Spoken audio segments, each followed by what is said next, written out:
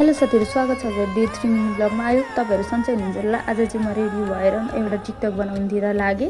TikTok बनाइसकेपछि चाहिँ मेरो टिकटकको गीत चाहिँ कमरेपट्टिको शिर फल भने त्यसमा एकछिन 1 घन्टा नाचिसकेपछि म एकदम थाकेँ। एकछिन बसेँ, रेस्ट गरिसकेपछि म आफ्नो दिउँसोको घर सरसफाइ गर्नतिर लागेँ।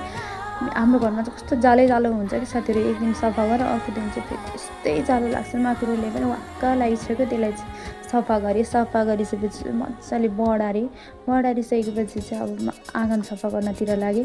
आँगनमा चाहिँ एकदमै धेरै मकैहरू थियो। बुवाले चाहिँ मकैहरू लिएर आउनुभएको थियो, किनभने आजकल चाहिँ हाम्रोतिर बाँदर, हात्ती, चरा सबै थोक लाग्छ कि, त्यही भएर बुवाले काँचैमा मकै लिएर आउनुभएको थियो। अनि त्यसलाई चाहिँ मैले एकै ठाउँ थुपारिसकेपछि सफा गर्नतिर थालेँ। त्यति सफा गरिसकेपछि म अर्को साइडको आँगन पनि बढ्न थालेँ। यो आँगन चाहिँ बिहान बेलुकै बढाएर पनि जस्ताको तस्तै देखिन्छ, त्यो पनि के गर्नु साथीहरू, बढाउनै पर्यो। त्यसपछि अब म आँगनलाई बढाउन थालेँ। बढाउँदा बुवा चाहिँ गाई दुधे हुनुहुन्छ, हाम्रो चाहिँ धेरै गाई छ नि त, गाई दुधे हुनुहुन्छ। त्यसलाई आँगनलाई मजाले सफा गरिसकेँ।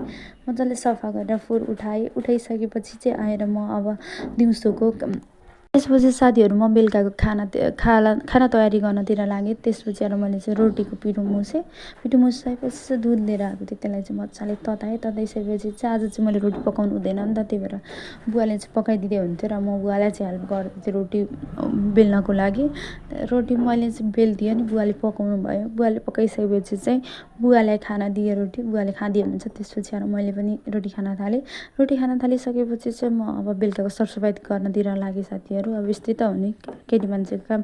सरसफाइ गऱ्यो, त्यसपछि भाँडा माजिसकेपछि चाहिँ त्यसलाई चाहिँ मैले मजाले सफा गरेर यसरी नै आजको दिनहरू चाहिँ मेरो गयो। साथीहरू, तपाईँहरूको दिन चाहिँ कसरी गयो र तपाईँहरू चाहिँ कहाँबाट मेरो भिडियो हेर्दै हुनुहुन्छ मलाई कमेन्टमा गर्नु है त। अनि मलाई सपोर्ट गर्नु ल, म चाहिँ न्यू ब्लगर हो अनि मेरो भिडियो चाहिँ यस्तै हुन्छ। हस् त, धन्यवाद।